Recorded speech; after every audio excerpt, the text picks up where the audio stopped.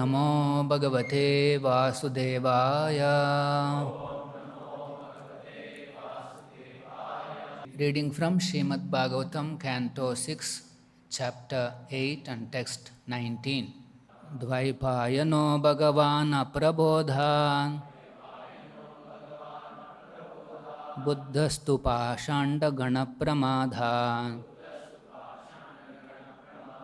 Kalkihi Kalehe Kalamalat Prapatu Dharma Vanayoru Kruthavataraha. Translation and purport by His Divine Grace A.C. Bhaktivedanta Swami Srila Prabhupada. Translation.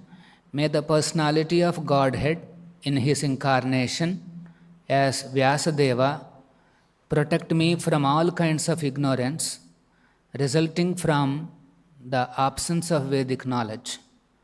May Lord Buddha Deva protect me from activities opposed to Vedic principles and from laziness that causes one to madly forget the Vedic principles of knowledge and ritualistic action. May Kalki Deva, the Supreme Personality of Godhead, who appeared as an incarnation to protect religious principles, protect me from the dirt of the age of Kali. Purport by Srila Prabhupada. This verse mentions various incarnations of the Supreme Personality of Godhead who appear for various purposes. Srila Vyasadeva Mahamuni compiled the Vedic literature for the benefit of all human society. If one wants to be protected from the reactions of ignorance, even in this age of Kali, one may consult the books left by Srila Vyasadeva, namely the four Vedas, Sama, Yajur, Rugha and Atharva, the 108 Upanishads, Vedanta Sutra, bracket Brahma Sutra, Mahabharata, Srimad Bhagavatam, Mahapurana, Vyasadeva's commentary on the Brahma Sutra, and the other 17 Puranas. Only by the mercy of Srila Vyasadeva do we have so many volumes of transcendental knowledge to save us from the clutches of ignorance. As described by Srila Jayadeva Goswami in his Dashavatara Stotra, Lord Buddha apparently decried the Vedic knowledge. Nindasi yajna vidhe ahaha shuchijatam sadaya hrudaya darshita pashughatam keshava dhruta buddha sharira jaya jagadisha hare. The mission of Lord Buddha was to save people from the abominable activity of animal killing and to save the poor animals from being unnecessarily killed. When Pashandis were cheating by killing animals on the plea of sacrificing them in Vedic yajnas, the Lord said, if the Vedic injunctions allow animal killing, I do not accept the Vedic principles. Thus he actually saved people who acted according to Vedic principles. One should therefore surrender to Lord Buddha so that he can help one avoid misusing the injunctions of the Vedas. The Kalki Avatara is the fierce incarnation who vanquishes the class of the atheists born in this age of Kali. Now in the beginning of Kali-yuga, many irreligious principles are in effect, and as Kali-yuga advances, many pseudo-religious principles will certainly be introduced, and people will forget the real religious principles enunciated by Lord Krishna before the beginning of Kali-yuga, namely principles of surrender unto the lotus feet of the Lord. Unfortunately, because of Kali-yuga, foolish people do not surrender to the lotus feet of Krishna. Even most people who claim to belong to Vedic system of religion are actually opposed to the Vedic principles. Every day they manufacture a new type of dharma on the plea that whatever one manufactures is also a path of liberation. Atheistic men generally say, Yatamat Tatapad. According to this view, there are hundreds of thousands of different opinions in human society, and each opinion is a valid religious principle.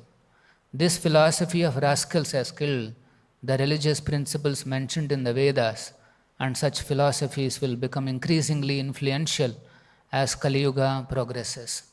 In the last stage of Kali-yuga, Kalki-deva, the fierce incarnation of Keshava, will descend to kill all the atheists and will save only the devotees of the Lord.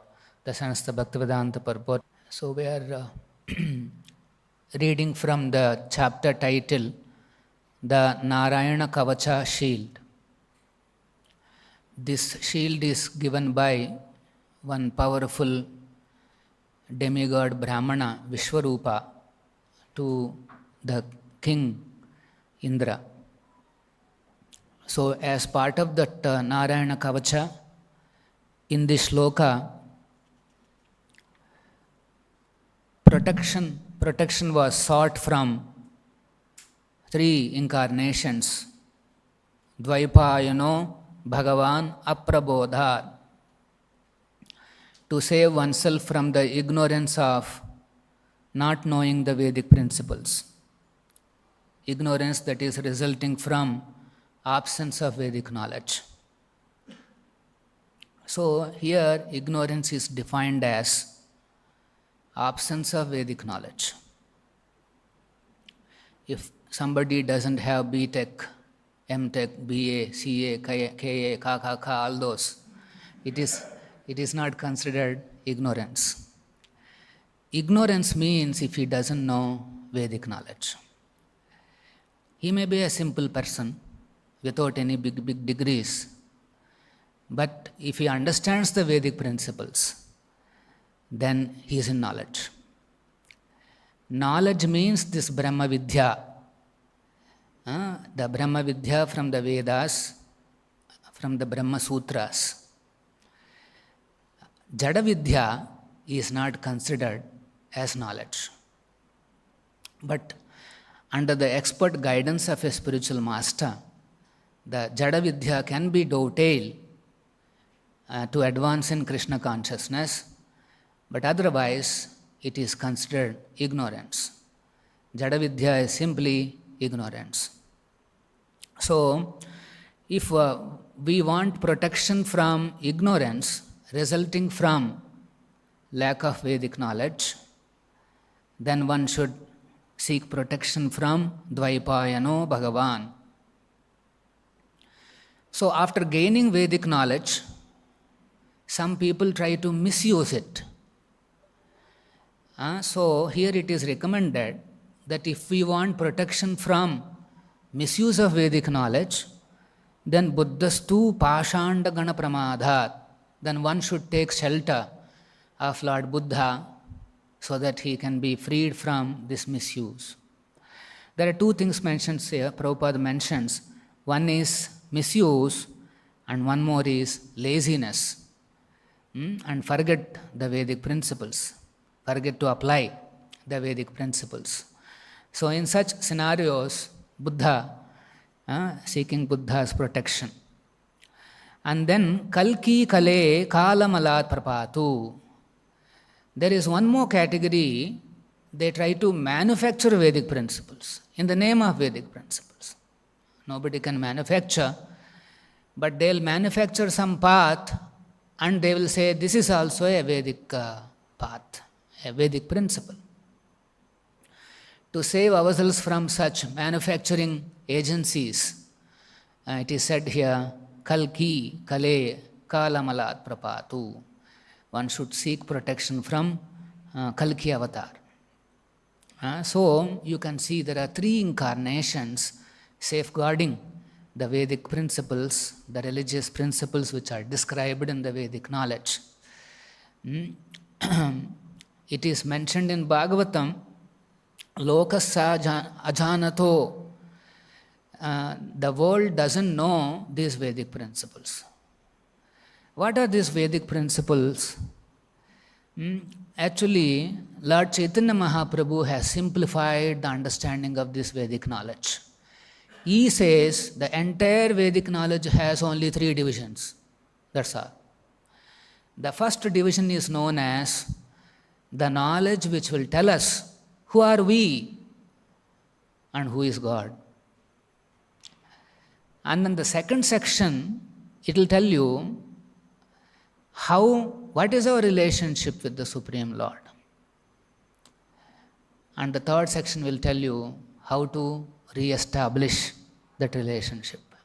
Famously, these three are known as Sambandha, Abhidheya, and Prayojana. That's all.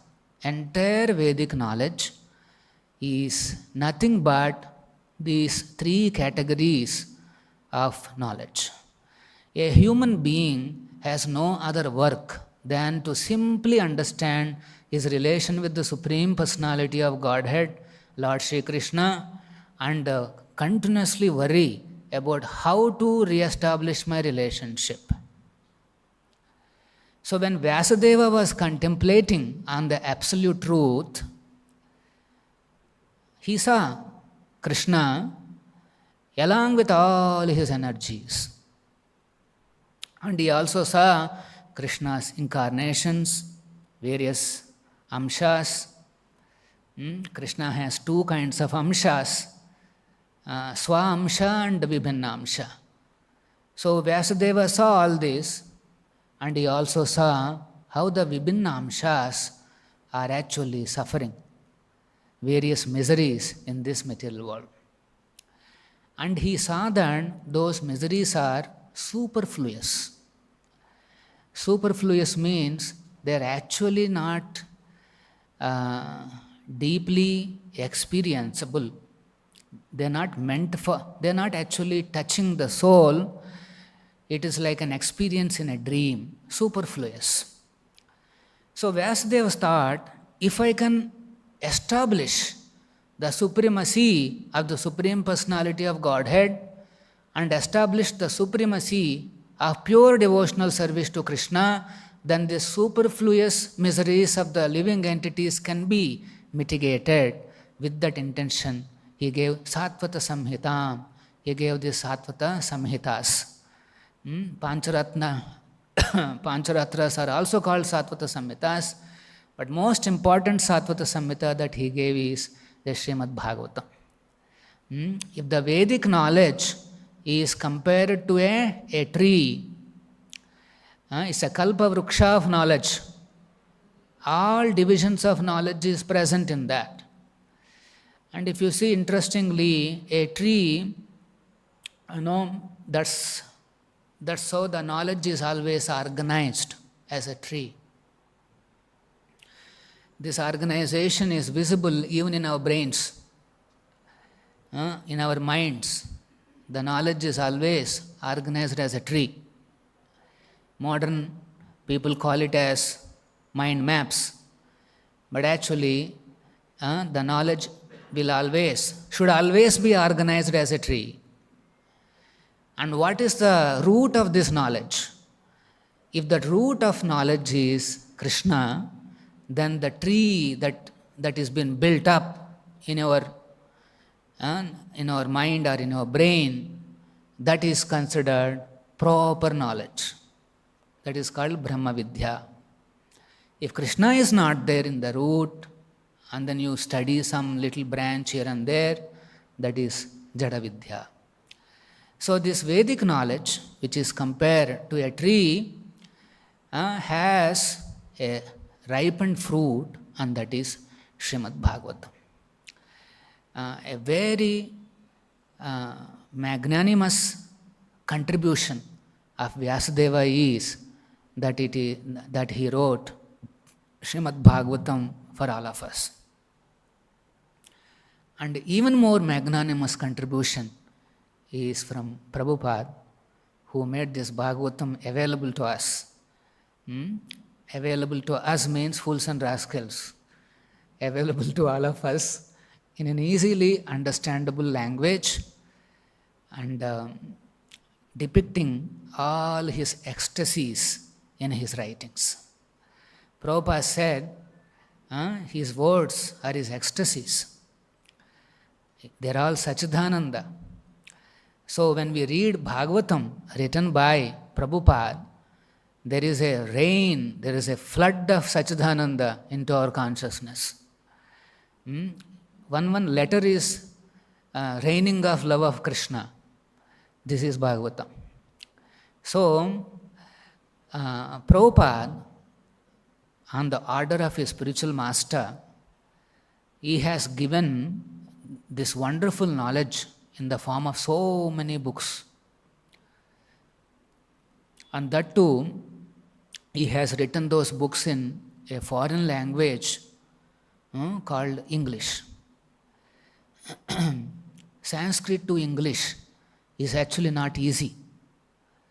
It is an extraordinary feat. So Prabhupada has done that. And then he gave us these wonderful books. It is said that Bhagavatam, the Sanskrit has lakhs of words to describe a person, to describe a relationship, to describe internal world. Language has to be rich. And if there is a rich language, then you can present properly what is going on inside you or what is going on outside of you. Knowledge, the language should enable the speaker to express his experience, his ecstasies. So, Prabhupada, he is an exalted acharya, and but when he wanted to express his realizations in English, certainly there is a limitation. English has around 5,000, 6,000 words. Now they're all increasing, but they're all technically increasing in the sense, now there are many medical terms describing various diseases. Since diseases are increasing, there's so many words are increasing. So that's not called development of the knowledge, development of language. So it's only that many, some thousands, English in thousands, Sanskrit. But Prabhupada, he expresses this inability in the beginning of writing this Bhagavatam. He says, I'm writing this valuable knowledge for the sake of the mankind, for this civilization, which is on fire, which is burning. Every day we hear about these burning events. One war here, one war there. So, I am presenting this Bhagavatam in a foreign language, so certainly there will be limitations. But Prabhupada hopes that people who are honest, they will accept these descriptions. So that's what happened when Prabhupada wrote these books. The hungry, particularly the foreigners who are hungry for such knowledge, they just grabbed these books. So this is the greatest contribution. Once Rameshwara was telling Prabhupada, many people are surprised that you wrote so many books, so many volumes of books depicting this knowledge. They're wondering, where did you get this knowledge from?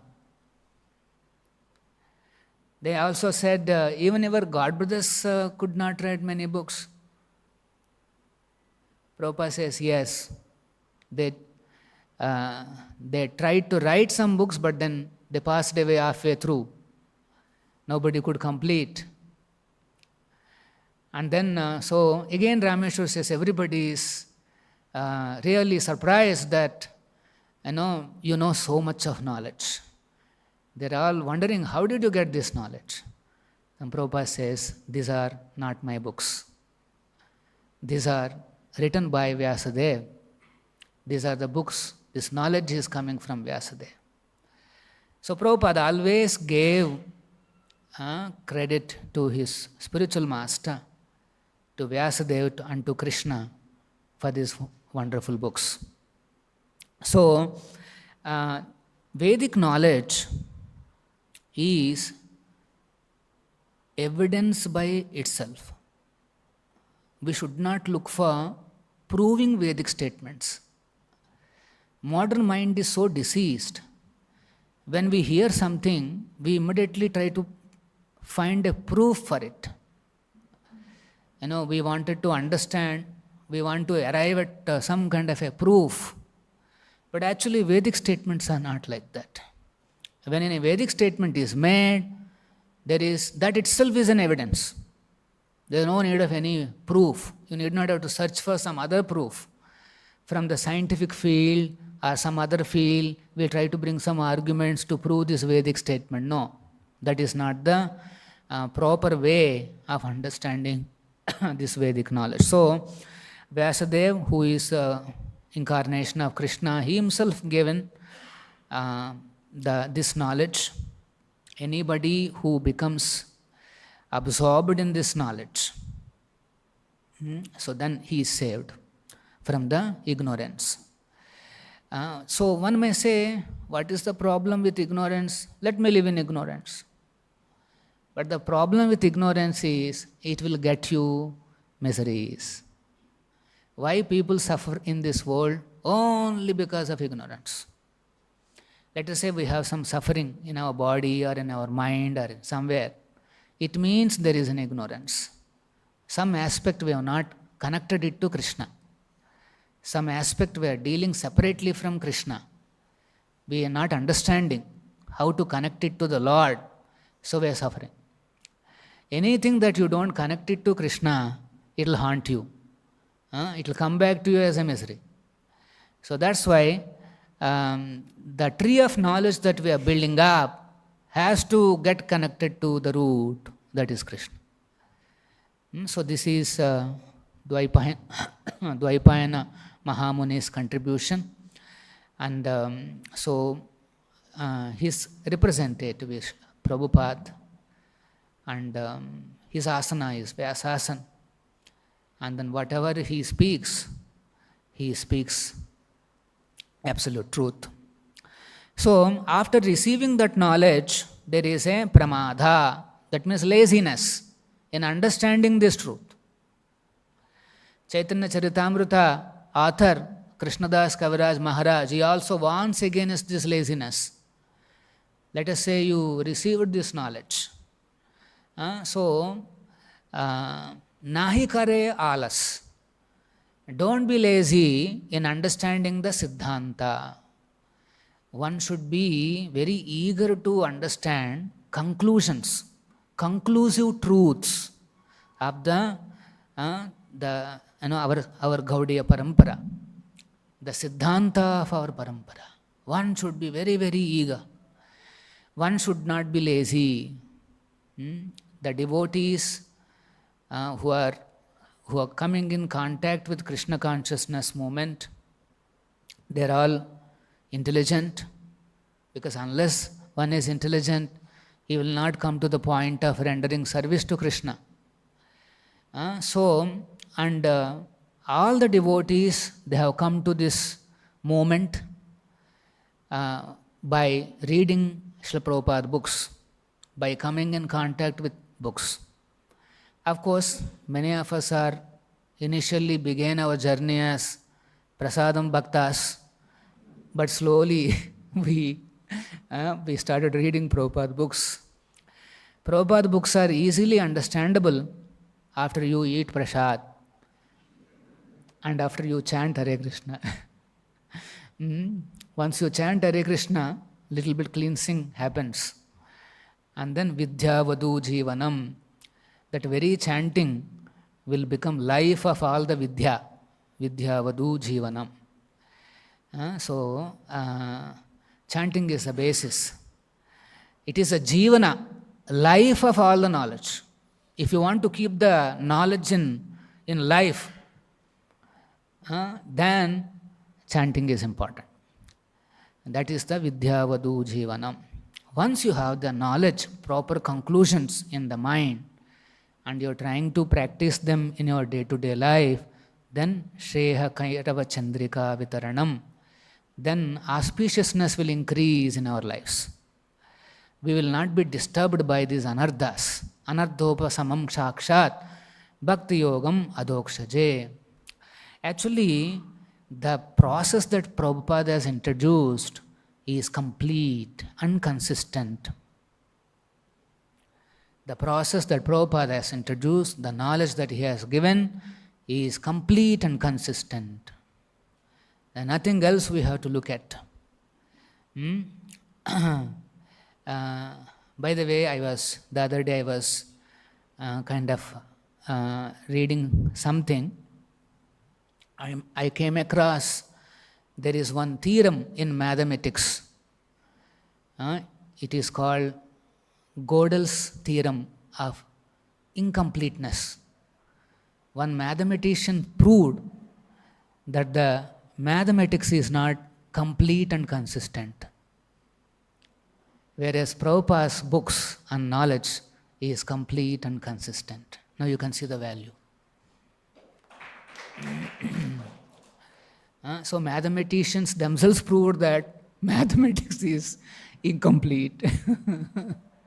So by holding on to the incomplete field, how can you learn conclusive truths? That's why such fields of approach to knowledge, they're compared to holding on to the dog's tail to cross the ocean of science. You have something to cross, but actually it will not take you anywhere. So this is the problem. So one should not be pramada, lazy to understand all this. Imagine what a fortune we came across these books of Srila Prabhupada, and we came across Srimad Bhagavatam, and imagine we are not spending enough time in understanding these conclusive truths. It's a simply laziness. You may say, no, Prabhu, we are actually very busy. Yes, actually it is an intellectual laziness. Bodily you may not be lazy, because some people may be bodily lazy also, but actually most of us have this intellectual laziness. We don't really go into deeper aspects of this truth. There's one more important point, that when we read first time, yes, we'll come to know some macro level branches. Always you should think, knowledge means tree. So you know, the root is there. What is the root of our knowledge, our entire knowledge? Krishna, surrender to Krishna. That's the root. After reading so many things, if you don't come to the point of surrender to Krishna, that means you are not read. So from that root comes, initially when you read Bhagavad Gita or Bhagavatam, some few branches will come out in your mind. You will be able to understand, okay, Bhagavad Gita has 18 chapters. Mostly you will be able to repeat all the chapter names, and little more probably you'll come to know, okay, in this chapter this is there, that is there. No? So you can see at a very shallow level, you develop some knowledge. Some branches have grown, which is not there previously. But when you read something, some branches have grown. And then when you read second time, little more thoroughly, then what happens? Now this whatever bigger branches that are grown, 18 chapters are there, okay, very good. And then you know the chapter names. Now first chapter, what is there? Then you will see some sections inside, some kind of a logic, some kind of a reasoning. There is some kind of a flow. Then you start seeing all those. And then somebody goes little more further, and then he'll try to understand how these chapters are connected from here to there, he will be analyzing. If somebody gets into that, trying to understand this knowledge deeply, that is called swadhyaya, that will save you from all maya. If we want to be attached to Krishna's service, then Prabhupada books have to be read like that. You should not be satisfied with shallow level of understanding. As much time as possible, as much time that is available, go on deeper. Then you may say, where is this deep knowledge, Prabhu? I already read all these books. So when you read, you only touched one level of branches. The beauty of this knowledge that given by Prabhupada is, when you read second time, you will be shocked to realize, oh, this piece of knowledge is available. You suddenly discover one more little branch. You come to know the whole tree of Bhagavatam, whole tree of Vedic knowledge. This should be our goal. So, for full-time devotees, the challenge is not availability of this knowledge. The challenge is about balancing all the transcendental activities that we do. But if the devotee is nicely managing his time, then he will get good amount of time for deeper study more and more. So, one should not be lazy, pray to Krishna, pray to Lord to remove us from this laziness. And also, opposition to Vedic knowledge. Sometimes in our mind, there is an opposition to Vedic statements. Because modern brain is trained up in a certain way, and when we hear Prabhupada's statements, automatically brain, in the mind, there is some opposition. It's called Mano Vyasangam. There is an opposition in the mind. Because we are attached to already known knowledge, pieces of knowledge. We are so attached, we don't want to change.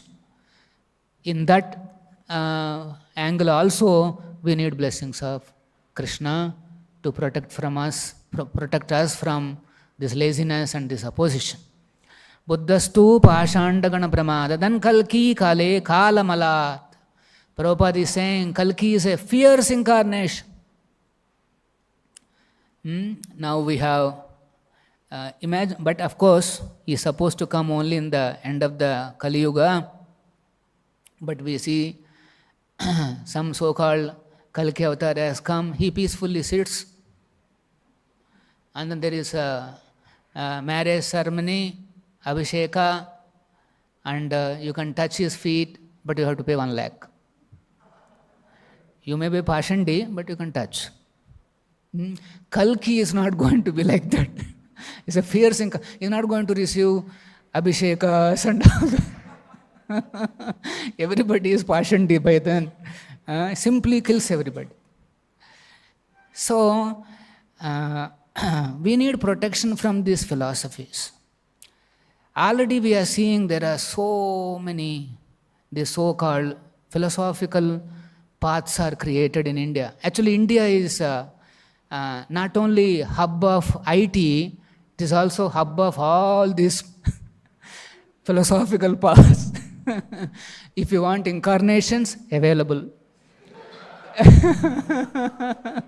If you want any theory, yes, available. So many we manufacture actually. If there is a GDP connected to all this, we will be the richest. So these people, they present some kind of a, they call it as Vedic knowledge. They call it as spiritual philosophy. Sometimes they'll put vigrahas. They quote from Shastras. Some of these Yatamat Tatopat people, if you hear, they will be quoting such shlokas and explaining so nicely, we get agitated, because they're very smart. And then these people, somehow they have oratory skills, good ability to understand what's going on in the people's mind, and then slowly they'll present their philosophies. And such people, they release their video or whatever in the social media channels, there'll be 1 million, 5 million, so many millions. And when we release our Bhagavatam class in the social media channel, 50, 100. you'll have 50 million. Already you can see so many of these philosophies are spreading in this age. This is called Kala Mala. Kala. And the age itself is brings this Mala. For example, rainy season, automatically it will bring rains. Summer season, it brings heat and that kind of a temperature. So it's understandable. So similarly, Kala Mala means Kali-yuga, everybody knows that it is going to be a environment which is vitiated by ignorance. So we need protection of a fierce incarnation, Kalki. So, of course, Kalki is an eternal incarnation. So even if somebody remembers him, he reciprocates. And although he is scheduled to come, but yes, we can experience his reciprocation.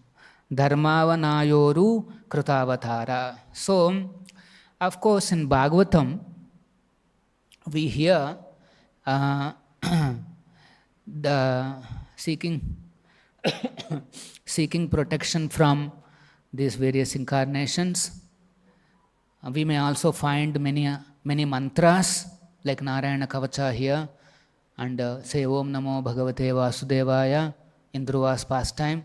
Like that, we may hear many of these mantras and kavachas and various pastimes. And if you want to implement that on a day-to-day basis, then we should seek guidance of the spiritual master. Prabhupada says, the mantra may be there in the book, but unless I permit, you cannot take it.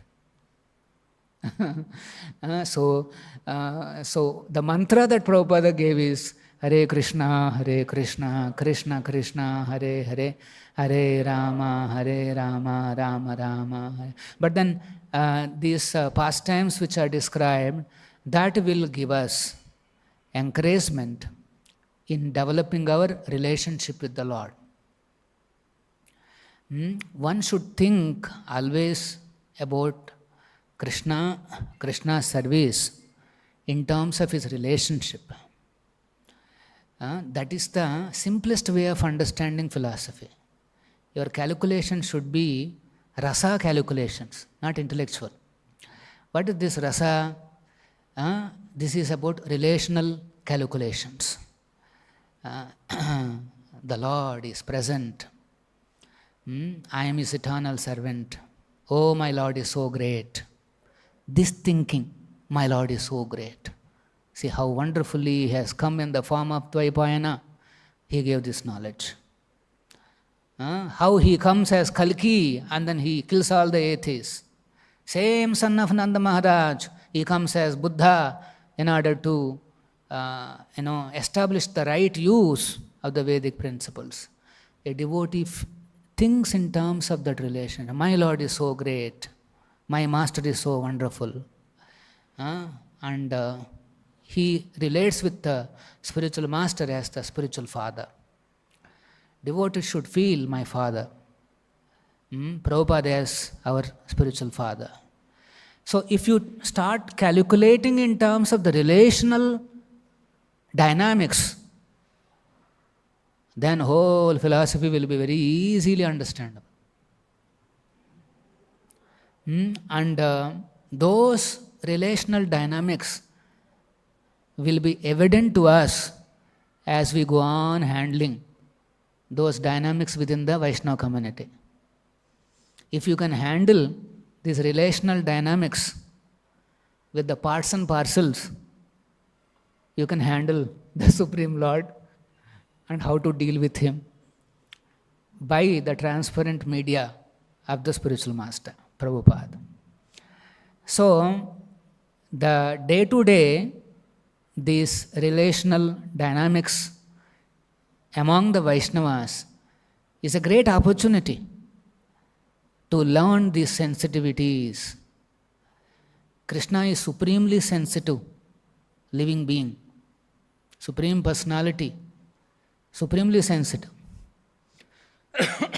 A devotee may not recognize aparadha, but Krishna recognizes. See how sensitive he is? So that's why day to day our life is an exciting expedition to explore these relational dynamics.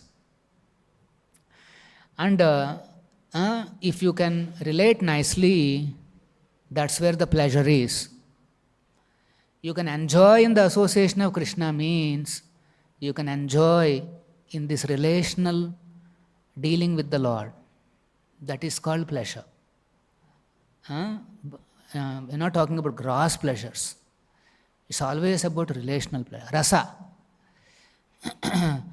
Just to conclude, I'll give you one example to understand these relational pleasures.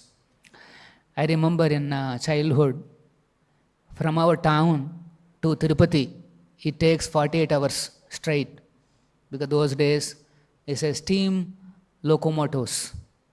So when you get into the train, it takes 2 days to travel.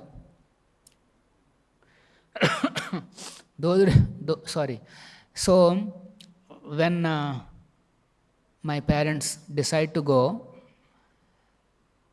along with them, battalion of relatives used to come to the railway station.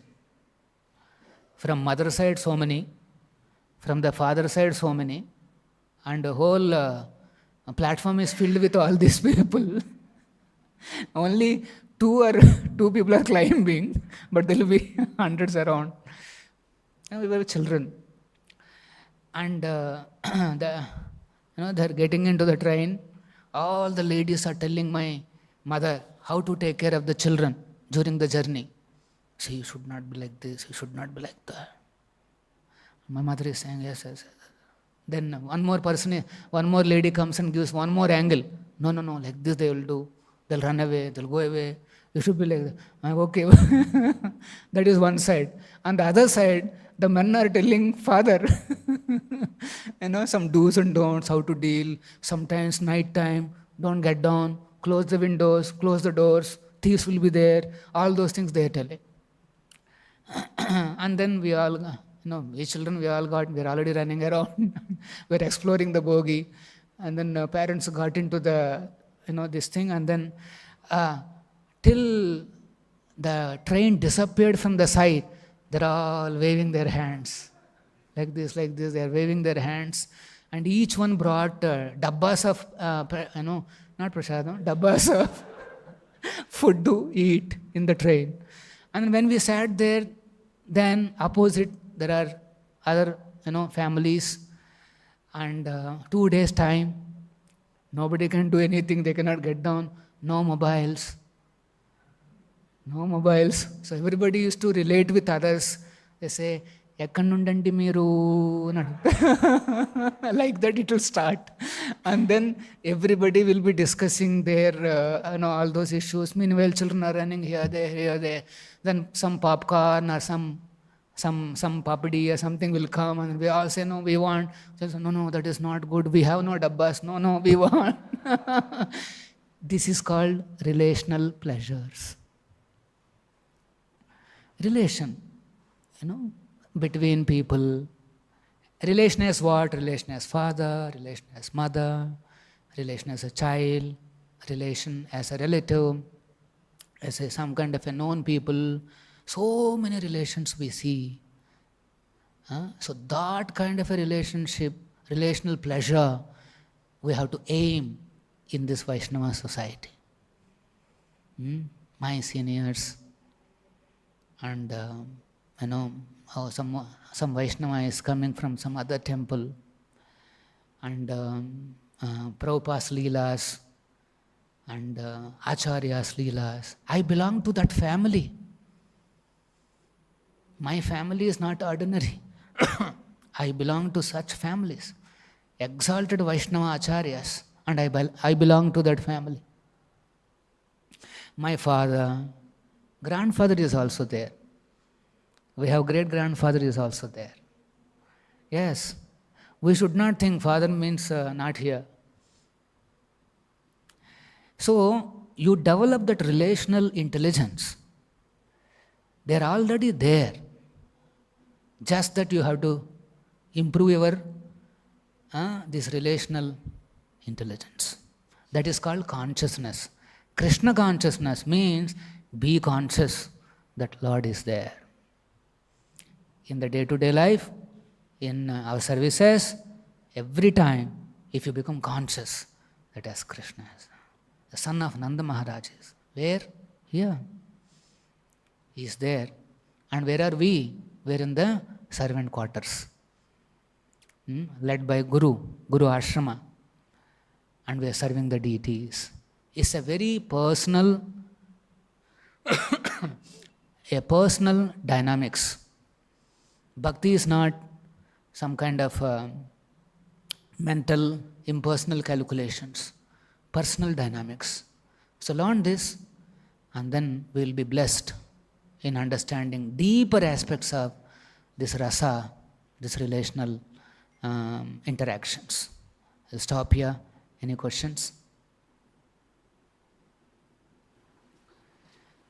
Srila Prabhupada ki jai, Srimad Bhagavatam ki jai.